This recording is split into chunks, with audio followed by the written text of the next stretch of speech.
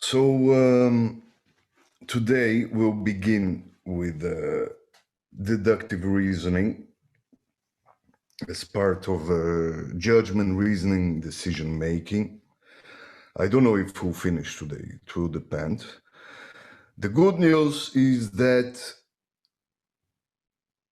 it's lovely content. It's important, it's useful, it's fun. The bad news is that Ashley, Isabel, Jamaica, Joyka, and Katarina, I'm going to really bug you today. I will not leave you alone.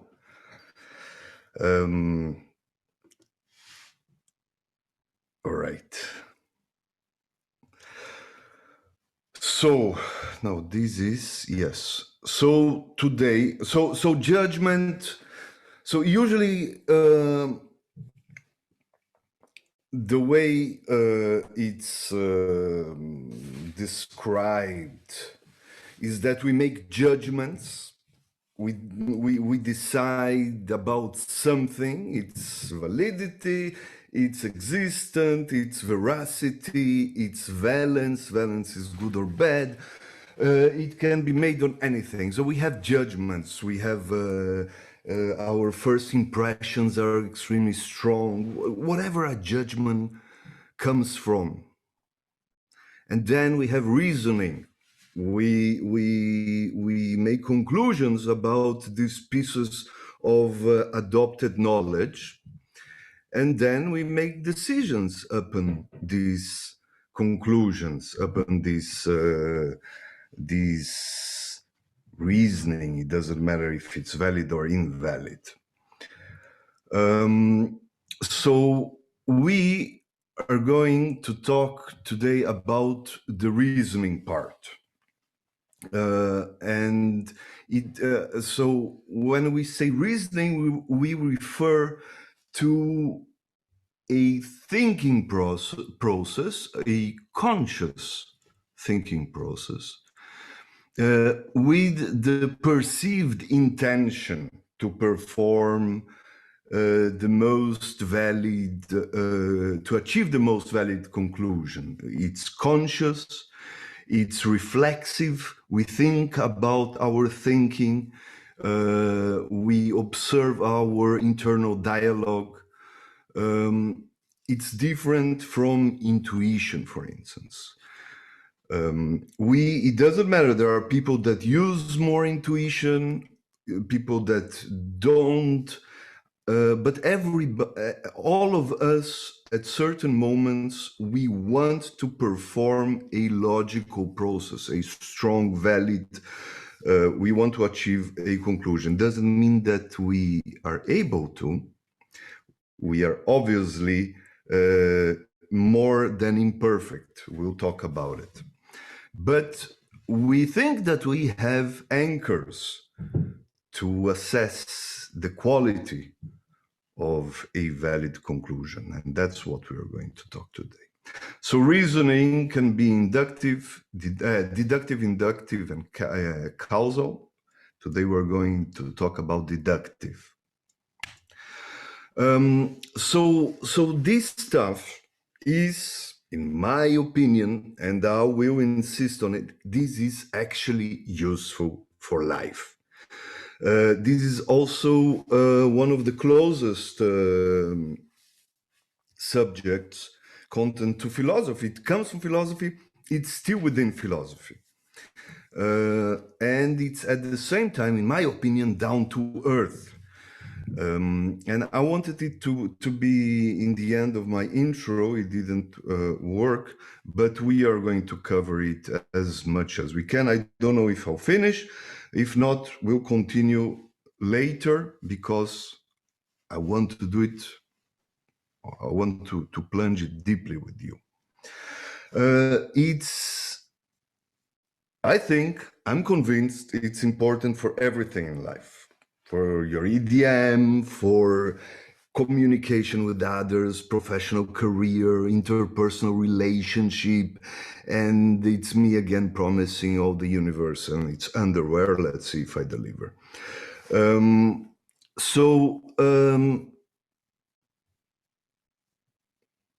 The idea is that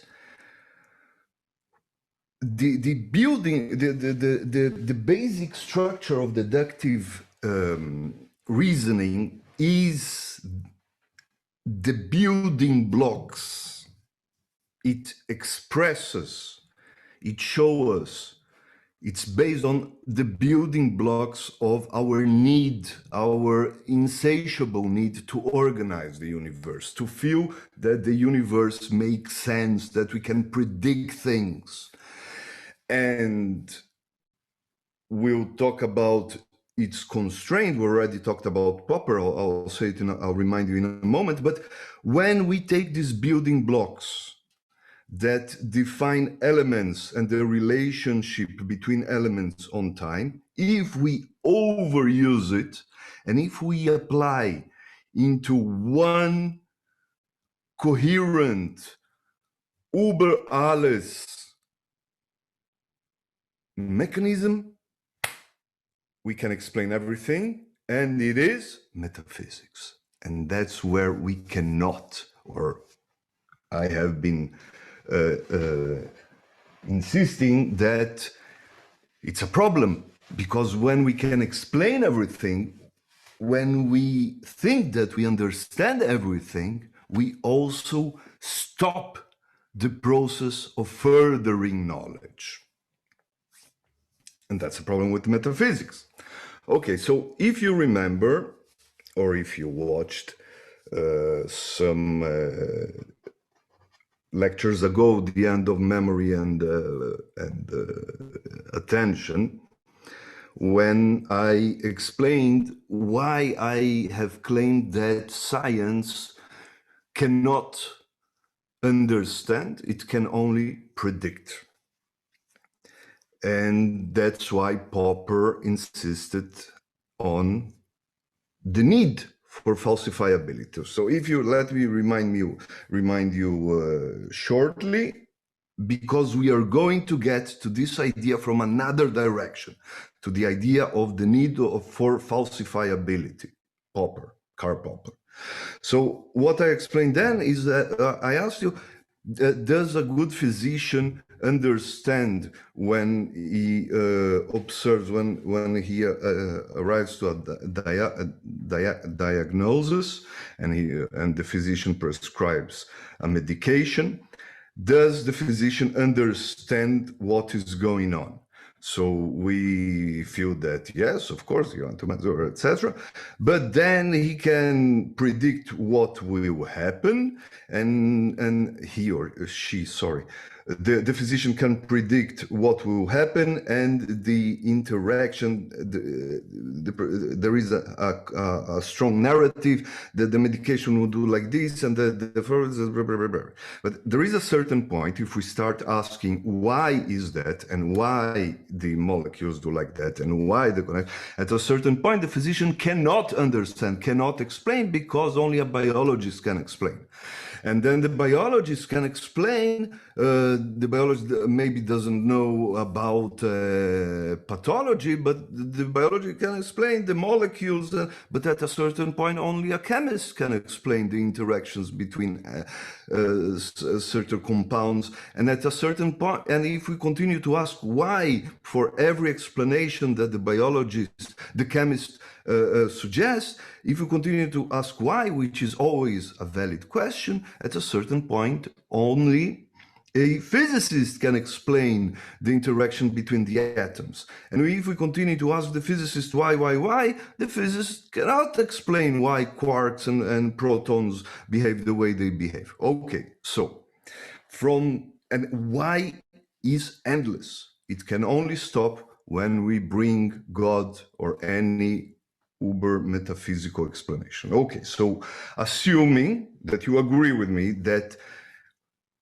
full understanding cannot exist, all we have are narratives that they are adopted as long as they are useful, meaning as long as they can predict what will happen.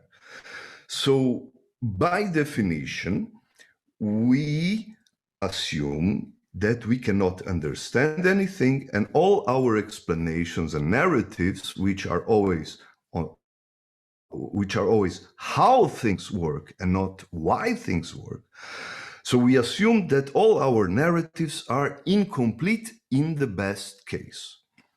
Therefore, in order to further knowledge, to acquire more better and more accurate knowledge, we must strive to falsify. We must strive to find the holes. We must strive to find the situations in which this narrative fails. And that's falsifiability, the need for falsifiability. Because if we keep on proving what we already think that is a good narrative for predicting, we will walk in circles, reaffirming what we already know and what we should know that it's incomplete. We are going to go back to this idea. And we will use again the trick of familiarity, familiar and familiar realm. Here it will again be very clear why because we have problems when we are dealing with the familiar realm, and we have other problems with unfamiliar realm. And jumping between the two, using the same mechanism, let's say we apply a reasoning mechanism to assess a situation in a familiar realm. When we take it from that realm and use the same mechanism in an unfamiliar realm, suddenly we discover new things that we couldn't see because it was familiar, and the opposite the same. Okay. I urge you today to play with me, please. I am alone here. I need friends. You are the only people that I can talk to. The only other people that I can talk to about things that I enjoy, the only other people I'm talking to is only to solve problems. Please, please, 1 hour. We are few people. Where are we? Okay, it's common. Psychologists have been convergently and recurrently concluding that people are not really logic in their thinking. We reach decisions in mysterious ways sometimes. Okay, so the definition of reason is when you make an inference, meaning that we arrive at a valid conclusion given what we think that we have. Okay, given, assuming something, reasoning, deductive reasoning is arriving to the same, reliably arriving to the same conclusion in a way that other people observing would agree with us. That's what I just said. What we'll learn today are the normative, the agreed upon criteria for the validity of this process. And we'll see where people usually fail. People, including us, yes, of course. It always boils down to the quality of the information we have and the assumptions we adopt. I don't have to remind you that we always have limited access to information. So the main technique of deductive reason comes from Aristotle when he put into writing his endless conversations with Socrates, who died a tragic death and never wrote a word. Aristotle was Socrates' disciple, and he was the first one that put everything in writing of Socrates stuff, I mean, or their stuff. Okay, so the idea is that assuming that what we based, our starting point is true, the conclusions can be either valid or invalid. So let's begin with the basic form. All fish swim. let's agree. Irrespective, let's be pragmatic. Let's agree that all fish swim. We can, for this moment, we can disregard specific instances that there are fishes that don't really swim, whatever. A goldfish are fish. So the first one, this is what is called the major premise, and this is the minor or adjunct premise. So goldfish swim, therefore goldfish swim. This is a valid conclusion. Everybody agrees on that, right? Even if you agree that all fish swim and goldfish so goldfish swim. Okay, this is deductive reason based on categorization. And it depends on the assumption of the category of fish, all right? So assuming valid categorization, the validity of the conclusion is agreed upon. So syllogism is the term used for deductive reason. It's the same thing. So we have categorical syllogism, the one I just said, and what we are going mostly to talk about is conditional syllogism. So a categorical syllogism is a static definition, is a static picture of the universe.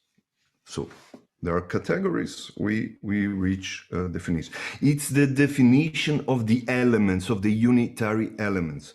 It can be an event, it can be a thing, it can be a concept.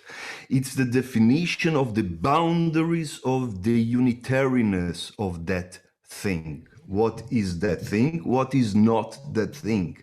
What is I? What is not I? Okay? The boundaries must be clear.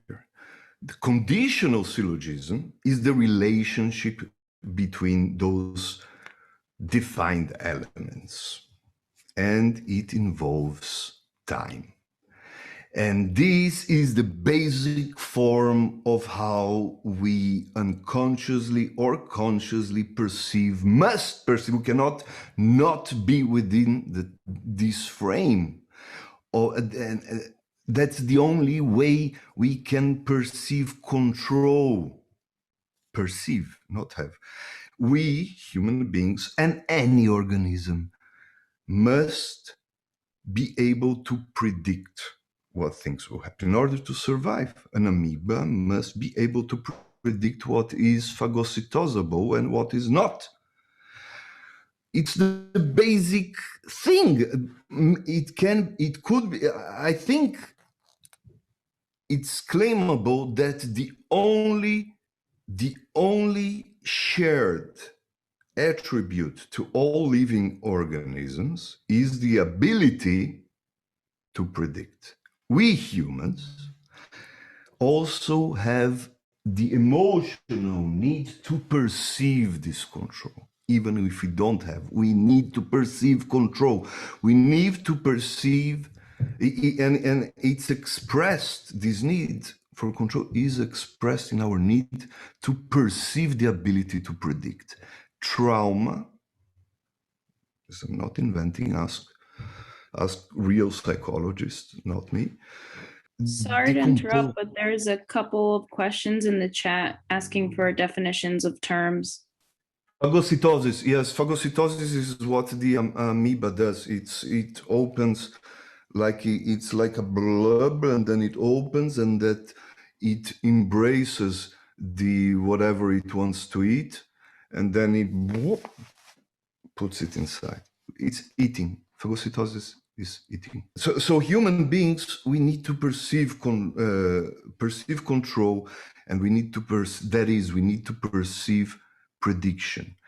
And what I was saying is that trauma could be defined as the feeling of powerlessness. When a person feels powerlessness, different people, but above a certain threshold, that leads to trauma. And powerlessness is one of the strongest destructive feelings we human beings can feel. When you feel powerless, you cannot predict what will happen. There is nothing you can do in your perception that will change the future. That whatever you do, you don't control the future, you cannot predict the future. It can be physical, it can be whatever. Defining elements, categories, and defining the relationship between them, events, elements, ideas, these are the basic form of our perception, understanding of the world through which we achieve the feeling, the perception of prediction, whether we have it or we don't have it. And again, the over-application of this mechanism, if you try to explain everything, you reach metaphysics and then you stop because you don't try to falsify anymore. And then there is no furthering of knowledge. So we have a major premise, a minor premise, and the conclusion. If the construct is solid, the conclusion is solid. We use the terminology and the jargon of logics. Logics is an entire field, is an entire word. You can learn it when you learn mathematics, you learn logic. Coding is logics. It's pure logics, applied logics. I love coding. I love code, and many people love it because when you code, many people feel it. I do also because it calms you down. Because it's I love human beings. I like being with people, and I thrive in uncertainty. But coding and logic is an island of certainty. Is when everything is theoretically under your control. If you understand, you can control everything. So it gives a sense of, I finally have a piece of a world where I can be in control of everything. And it's pure logic. So what I'll present today, it's only the ABC. It's simplified, it's the basics, but it's logic, and it's useful. I'll try to convince you later, even though most people strongly disagree with me. Okay, so the basic structure is if all M are P, and this is the first premise. The second, and if all Q are M, the only logical conclusion is, someone please, if all M are P and all Q are M, then please, someone, OQRP. All right. So irrespective of pragmatism, again, it depends on the conversation. We can discuss whether birds are ducks, but assuming the categories, assuming the definition of the elements, this is all humans have been agreeing on this format forever. And if you explain to someone, someone will agree. Okay, so this is conditional reason, which includes the if. So the categorical is, the premise is all MRP. I said if because it makes it easier for us in terms of saying it, assuming that all MRP. But if usually is connected to conditional reason, to conditional syllogism, which is if P, and now we add time. Until now, we had the elements, the definition of the elements in a static situation. Now we add the connection between events. We add time. We did the third thing, the third building block of how we cannot not perceive the universe. If P, then Q. We observe P. Therefore, anyone, please, please, please, therefore, what must happen? What must happen? I will not move until someone puts it here. If P, then Q. We observe P. What must happen then? P is one event. If one event happens, then the second event happens.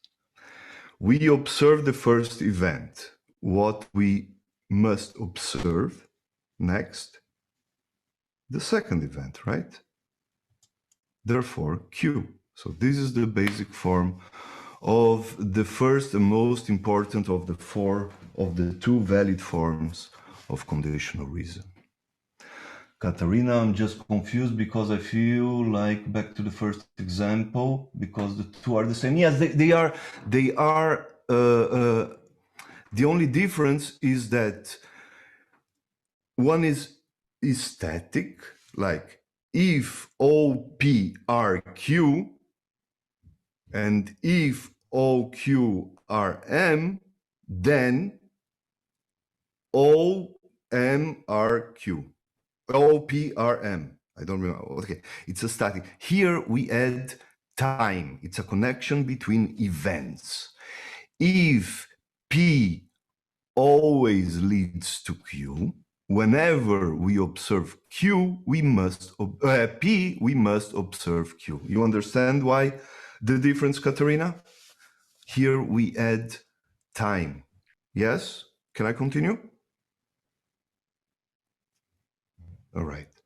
Use the chat if it's not clear. So the if cause, the first one, the major premise is the antecedent. All right? Antecedent, the thing that comes before. And then the then clause is the consequence. So P is the antecedent, Q is the consequent of P occurring.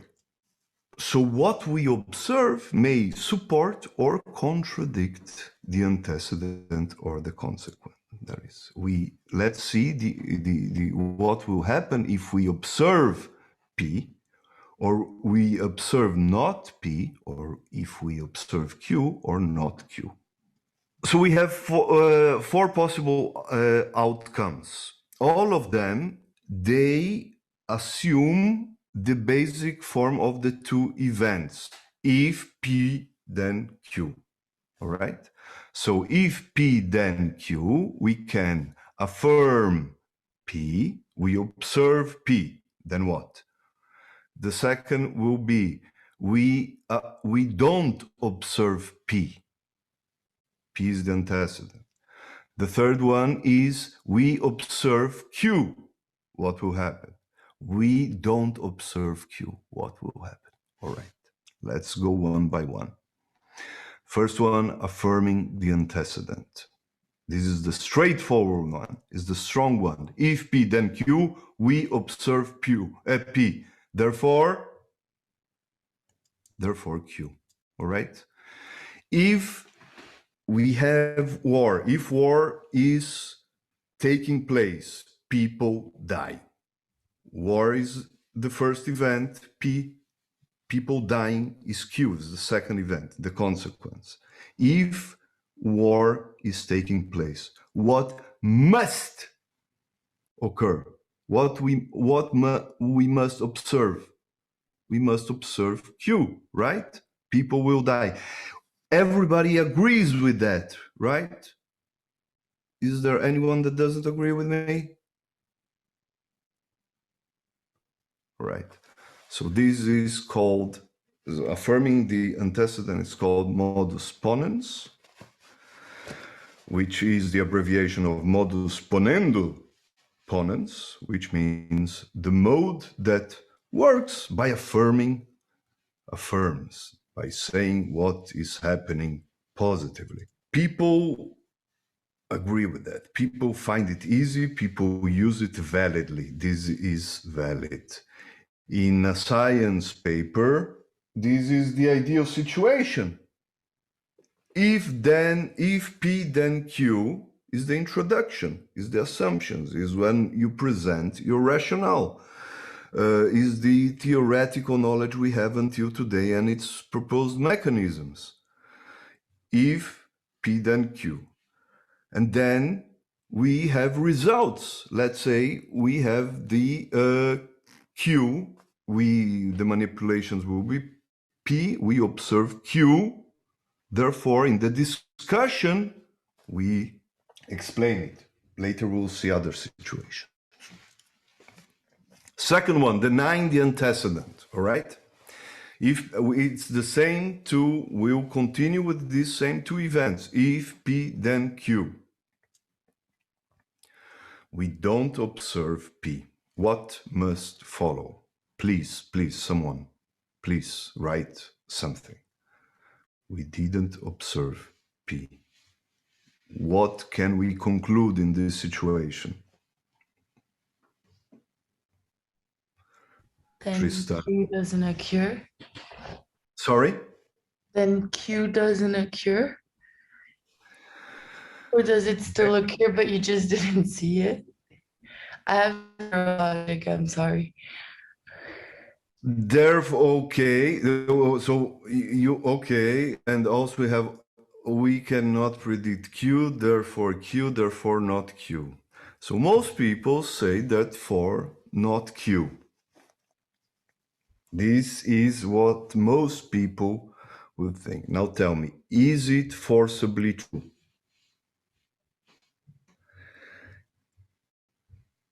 We cannot predict Q.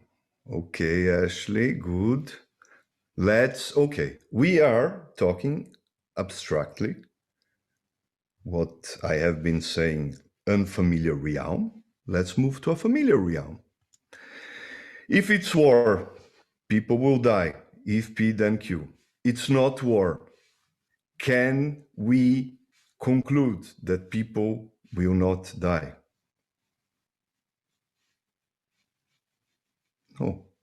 No.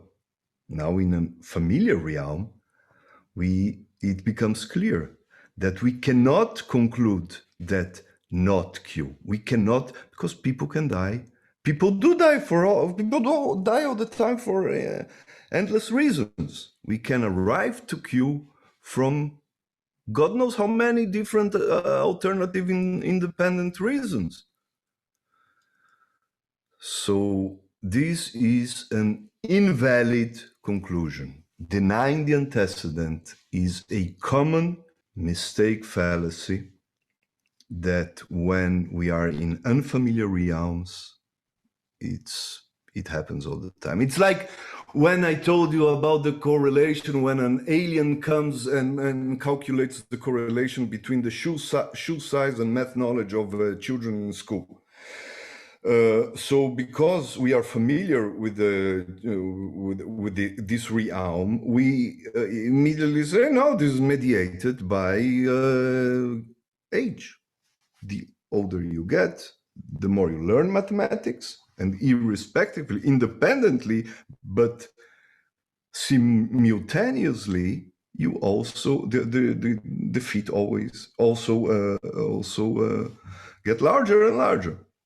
But in an unfamiliar realm, let's say the brain, you observe a correlation, a strong correlation, a very strong correlation that converged by many years of different paradigms and different people in different ways arrived to the same correlation. For instance, a certain behavior and activation in a certain region in the brain, it's unfamiliar realm.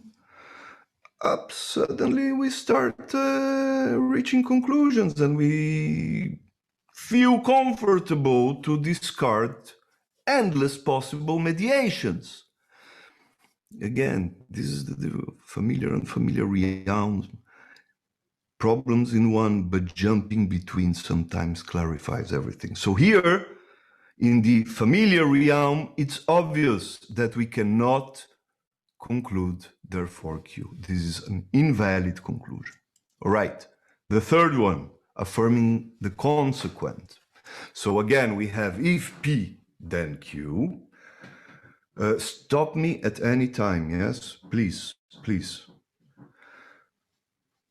The third one, affirming the if P, then Q. The consequent is Q. So we observe Q. Now what? What can we conclude from here?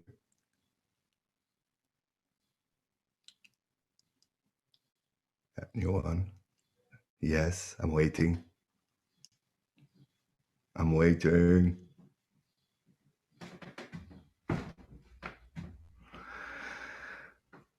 P. Okay, that's what most people feel comfortable with. We cannot say whether P happened or not. Yes, we cannot say.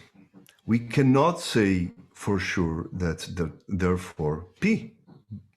It's the same like before. If it's war, people died. People died. Yeah, but from other things, it's the same like before.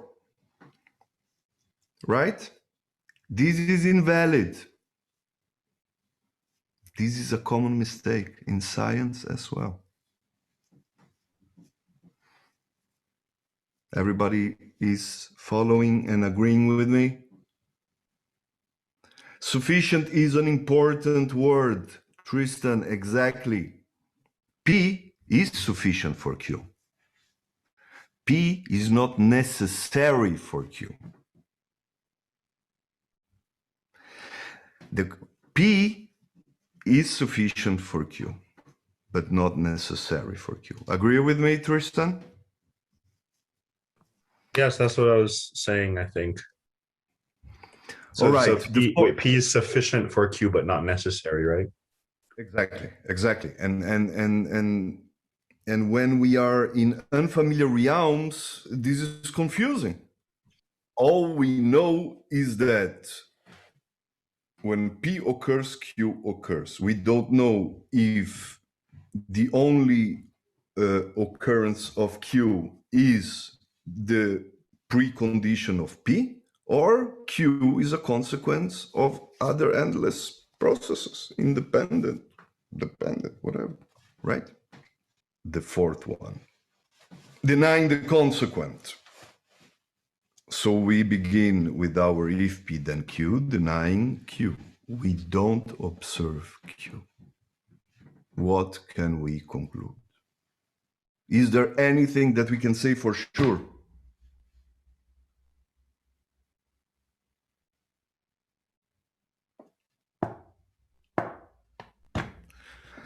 I'm going to start calling names here. P did not happen. Exactly.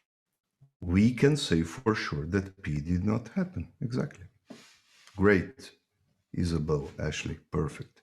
We can say for sure that P did not happen because you know that if P happens, invariantly Q will happen. If Q didn't happen, many things could have happened, but P is not one of them. If it's not war, if it's war, people will die. No one died. Well, whatever happens, war didn't happen as well. This is a valid conclusion. Yes? This is the second valid form. It is called Modus Tollens, denying the event, denying the... And people find it harder than Modus Ponens, the first one of affirming the antecedent, because here you have to go back in time. If P then Q, P, the first one, Modus Ponens, if P then Q, P, therefore Q. It's our normal sequence in time. Here you have to go backwards. If not P, then you have to stop and imagine what could that right? Okay, you understand why. Let's go through the four forms. This is the first one. This is modus ponens, affirming the antecedent, affirming P. It's always valid. If you get injured, you are in pain. You get injured, you are in pain. Assuming the validity of the major premise, which is if you get injured, you are in pain. If we decide to adopt it, then everybody agrees that if we observe you getting injured, then you will feel pain. Modus tollens, denying the consequent, the last one, the one that we have to go back in time. Not Q, therefore must not P. This is also always valid. If you get injured, you're not in pain. If you're not in pain, you did not get injured. Okay? And then we have the two fallacies. The two most common fallacies is denying the antecedent. If you get injured, you are in pain. If you did not get injured, you are not in pain. No, you can be in pain for other reasons. And affirming the consequent, also invalid. If you get injured, you are in pain, assuming that you are in pain. You did not get, you are in pain, you did get in. No, you can be in pain for other reasons as well. These two last ones, the invalid ones, the mistakes, we see it all the time everywhere. If you open MSNBC, I'm not talking about Fox News, irrespective of the which channel identifies with which values. In Fox News, they have less. Let's say, I don't know if you guys watch, Ari Melber is a person that have a very solid thinking structure. If you follow the way he thinks and the way he concludes, he is a solid deductive reasoner. Even him, not actually, but intelligent people, scientists, professors, of all, people fall on these two categories all the time. And in science, it happens also. Denying the antecedent and affirming the consequent. It happens in pseudo-familiar realms. I just gave the example with the correlation and brain. And in science, we have a small glitch with this story, which is null effects. Null effects, what is null effects? If we assume that P then Q, and we don't observe Q. Which one is it? Anyone? We don't observe Q. It's this one, right? Not Q. If P then Q, and we do our experiment, not Q. This is a modus tollens. Therefore not P. This is a valid conclusion. You agree with me? So in science, when we don't observe results, we cannot conclude that not P. Because we in science are constrained by methodological humbleness, humility. You never know if you didn't observe if P then Q was not observed, because you never know how many technical methodological elements did not allow for Q to be observed, even though the rule is valid. That's the idea of p-value. See a significant difference when you observe a significance difference. If you observe that the average reaction time of your one condition was different from the average reaction time from the other condition significantly, all you can say, let's say your alpha is 5%, all you can say is that we cannot say that these results are reasonable to be observed given that our manipulation didn't exist. We cannot say that there is a difference between the two groups. All we can say is that we cannot say that there isn't. If we observe the same reaction time for both of them, we can say there is no difference between the two groups. Agree with me? Yes.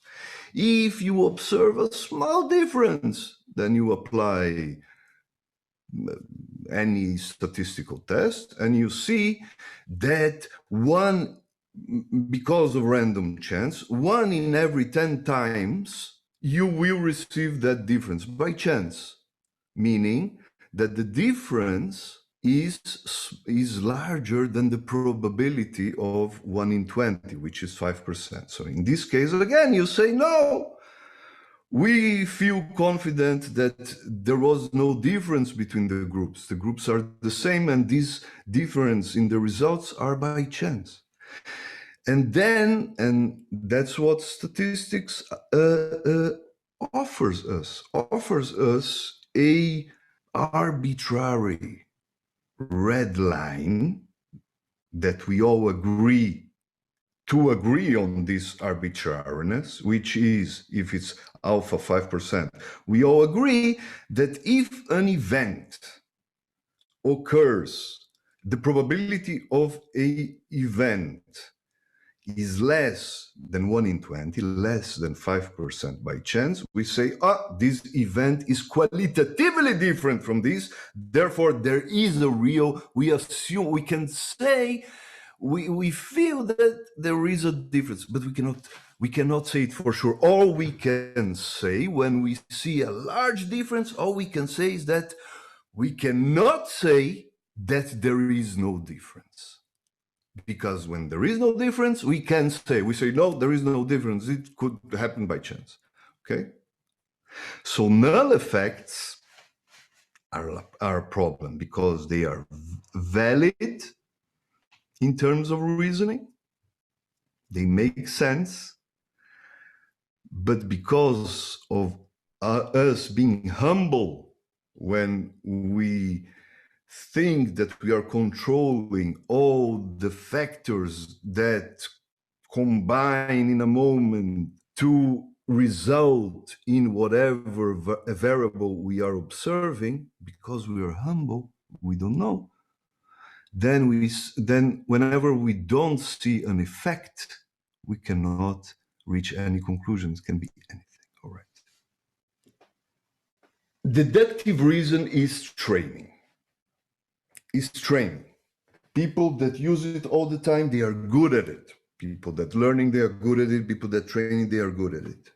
And usually experts in logic and psychology say, it's good for mathematics. It's good for coding. It's good for some unrealistic, unnatural realms.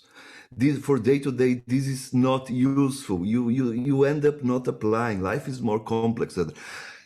I disagree. And I'll tell you why. Convincing people is difficult. I don't know how to convince people. If you have an argument with someone, people believe whatever they believe. It's very, but But one thing that I find useful and present in life, in every realm of me with other people, including a argument with my girlfriend that doesn't exist. But those the most like emotional burden situations. One thing that works is when you show someone, and obviously if you shout, there is nothing that will work, but assuming that a minimal communication, when you show someone the fallacy of a logical construct of these two here, denying the antecedent and affirming the consequent, people understand. Your drunk, crazy uncle in Pesach or in Thanksgiving, when you explain the fallacy on another person's logical construct, people understand. It's useful. It's not useful for convincing people about your argument, about the soundness of your construct. But raising questions about the construct, the argument of someone else is useful. It works if you train, and scientists train this all the time. That's what we do. We play with these connections and these logics all the time. It becomes part of you, and the more and you see it, you hear, and you see this mechanism, and it is useful when you bring other people's attention to these two fallacies. People listen and people agree, because it's easy to understand once you explain. Not to mention that it's useful for yourself, for your inner dialogue, for your decisions, for your understanding, for your appraisal of the world. Now, the story always boils down to the premises, to the veracity, to the strength, to agreeing on the premises, on the information. Think about all the arguments you watch on television or you have with your friends or with your loved ones. 95% of the arguments, they get stuck in the premise, in the, no, but who said that it's always in the beginning? It sell arguments that go nowhere. They seldom get into the into the conclusion thing. They are always about the if, P, then Q. In negotiations, this is the first sine qua non step. A experienced negotiator in anything, the first thing that an experienced negotiator will do, even manipulatively, the first thing is to find common agreed ground, is to start from the first piece of knowledge, assertion, anything that both sides agree. It's the only way to begin to build anything. Without it, nothing gets off the ground ever. Experienced negotiators, they enter the room. The first thing that they do, they turn to the other side and say, "This is a great coffee, isn't it? Wow. Oh, well, whatever trick to in the moment that the other side feels something agreed upon in common, that's the minimum. Only from there things can go anywhere. Without that, it's impossible to agree to reach anything. Even the two most logical, trained logic deductionists, if they don't agree on the premise, you go nowhere. All right? The second stage of negotiations is to enlarge the cake. I will not. As much as I want to diverge, I shall not. Okay. How good people are in reasoning? Not very good.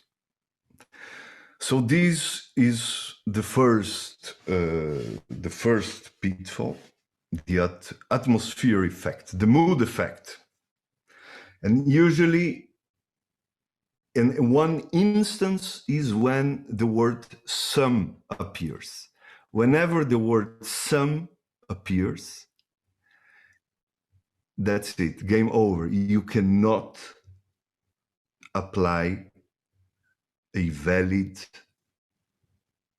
reasoning that is agreed, that can be agreed. Because some can be 1% and can be 99%. Some is not 0 and not all minus 1.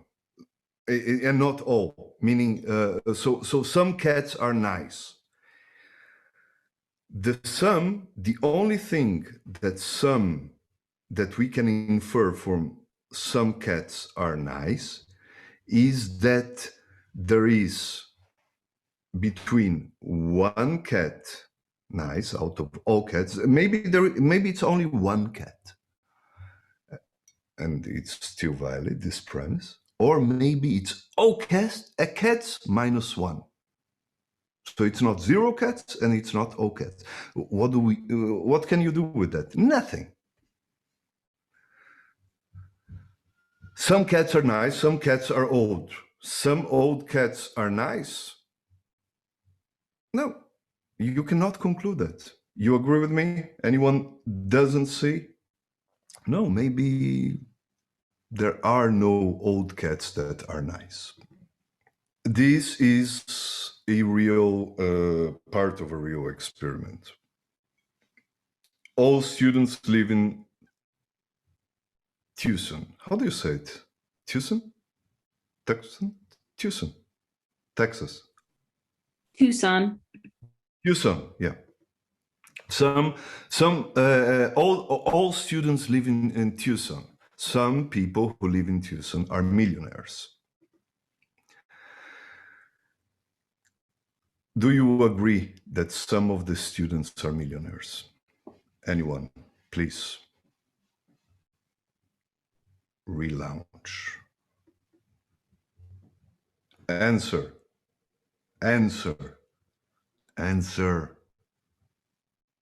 Okay, yes, most people in this experiment, most people answer that it's valid. Most people see as this is Tucson. All students live in Tucson. Some people in Tucson are millionaires, so it's plausible to assume that there is a shared area. But who said it?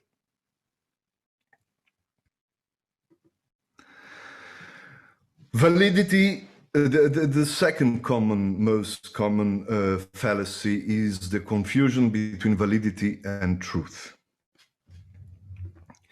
So validity is what we have been talking until now, is when the construct is the agreement about the reliability of the argumentation, of the construct. Truth is something else. truth is independent on how you reached a true or not true piece of knowledge assessment. All chocolates are candy. Some candy are sweet. Therefore, some chocolates are sweet. Do you agree with that? Do you agree that some chocolates are sweet? Anyone doesn't agree that some chocolates are sweet? Everybody agrees. It's true, but the argument was not valid. You cannot, based on these two premises, you cannot claim that this is or is not true, irrespective of the construct through which you arrived to it. Right? So chocolates can be anywhere within candy. What about a valid argument that is not true? So this is a crazy, doesn't make sense even, but it's a logic valid deduction. If the sky is blue, the sky is mean. The sky is blue, therefore it is mean. Okay, it's clear, right? I don't have to. So this is Evans. They gave, this is in the book, this is, I think, in all, this is very famous in all textbooks. They gave students statements and logic and constructs, and they asked them whether the conclusion is valid. So the interest, so when the argumentation was valid, was sound, so okay, when the conclusion was made sense, the content 80% accepted, unless it makes sense, right? But when it was invalid, then people paid. I'll explain it in another way. When the end conclusion, the end assertion was believable, made sense from whatever knowledge, experience from the world those participants had, they hardly assessed the validity, which was the question they were asked about. They hardly assessed the validity of the argument. But when it was unbelievable, suddenly they paid attention to the deduction. Now, I have a big problem with this paper, and I want to show you. Let me show you the paper that is in every textbook.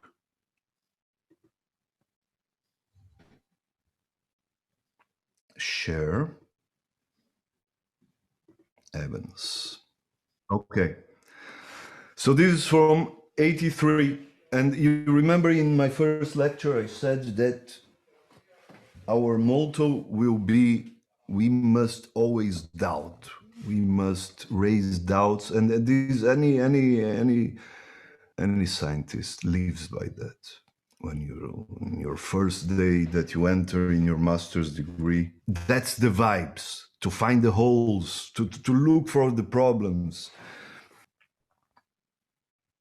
So if you look at this paper, I uploaded to your resources. Give a look. It's a nice paper. It's short and it's communicative.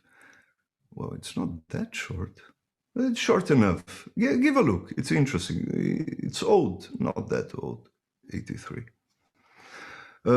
Conflict between logic and belief in reasoning. Even the title is communicative. So what they did, so these are the conclusions that they rated, this in pretest, they rated how people perceive it as believable or not. So people tend to strongly believe that some highly trained dogs are not police dogs. Yeah, makes sense. And people find hard to believe that some millionaires are not rich people.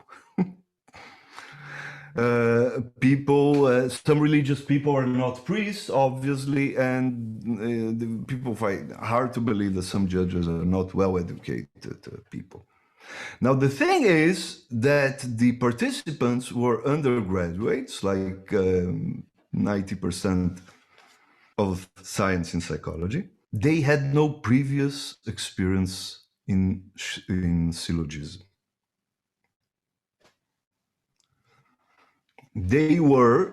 The instructions and problems for each were presented on typed cards. There was no experiment talking to them. Is it good or bad that they had no previous experience with syllogism? That's a very good question. This is a choice. This is a theoret. This is a conscious, educated choice by the experimenter.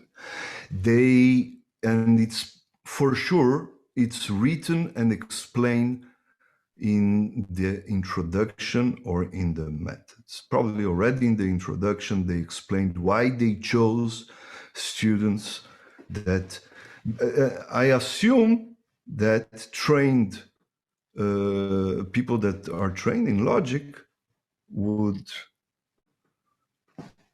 reach the same conclusions easily, and what they wanted to assess is how normal people use what they have in terms, how they think logically if they were not trained. Okay.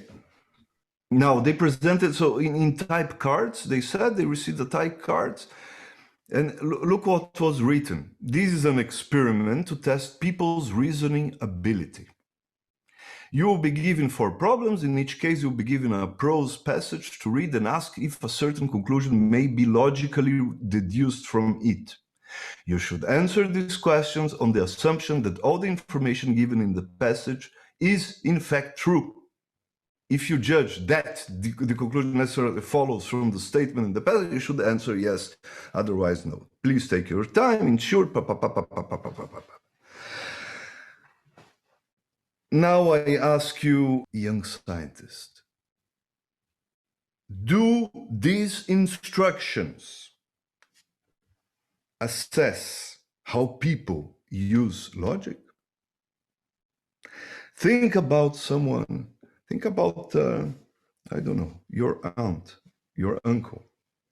What a normal person will read here, will read that they are assessing how smart you are, how can you find problems, how sharp you are.